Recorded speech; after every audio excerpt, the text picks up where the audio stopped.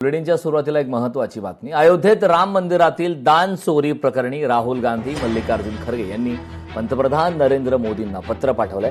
ट्रस्टच्या आर्थिक व्यवहारांच्या चौकशीचे आदेश द्या. पत्रातून राहुल गांधी आणि खरगेंची मोदींकडेही मागणी करण्यात आली. अशा गुन्ह्यांमध्ये तुमचं मौन खपवून घेतलं जाणार नाही. मोदींना दिलेल्या पत्रामध्ये हे नमूद करण्यात आलं. अयोध्येच्या राम मंदिरातील दानचोरी प्रकरणी महत्वाची अपडेट. अशा गुन्ह्यांमध्ये तुमचं मौन खपवून घेतलं जाणार नाही. याची निष्पक्ष चौकशी व्हावी अशी मागणी आता राहुल गांधी आणि काँग्रेस नेते मल्लिकार्जुन खरगे यांनी पत्राद्वारे केली.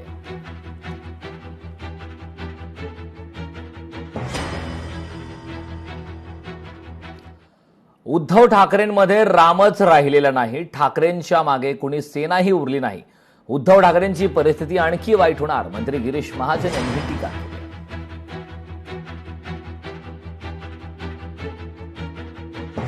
उद्धवजींना म्हणा, आता कोणीच तुमच्याकडे राहिलं नाही, तुमच्यात रामच राहिला नाही म्हणून तुम्हाला रामाची आठवण झालेली आहे. कुठला राम राहिला नाही त्यांच्यामध्ये, मागे कोणी सेना पण राहिली नाही. त्याच्यामुळे आता त्यांना राम आठवतोय आणि जाऊन सगळे आता टाळ्या वाजवतात, सगळीकडे जाऊन भजन कीर्तन करतायत. ज्या काँग्रेसने अयोध्येला राम मंदिराला विरोध केला, रामाला काल्पनिक म्हटलं, त्यांच्या मांडीवर तुम्ही जाऊन बसलात. आता तुमची काय परिस्थिती होणार आहे? तुमची परिस्थिती यापेक्षा जी आहे त्यापेक्षाही खराब होणार आहे. तुम्ही आता किती नौटंकी केली, किती नाटकं केले किंवा आता मी रामाच्या बाजूने रामाला वाचवायला चाललोय, याचा कोणावरही परिणाम होणार नाही.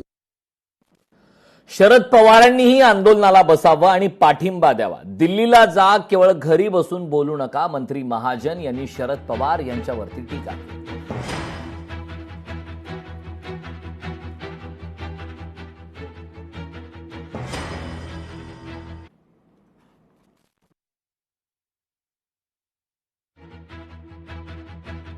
काँग्रेसच्या वतीनं प्रतिनिधी गेले, राष्ट्रवादीच्या वतीनं सुप्रियाताई गेल्या, इतर पक्षाचे लोक गेले आणि एक सामूहिक मागणी त्या ठिकाणी करत होते.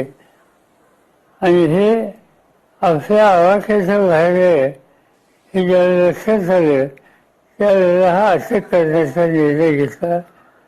आणि त्याप्रमाणे आज पहाटे त्यांची अटक सत्र त्यांनी केली.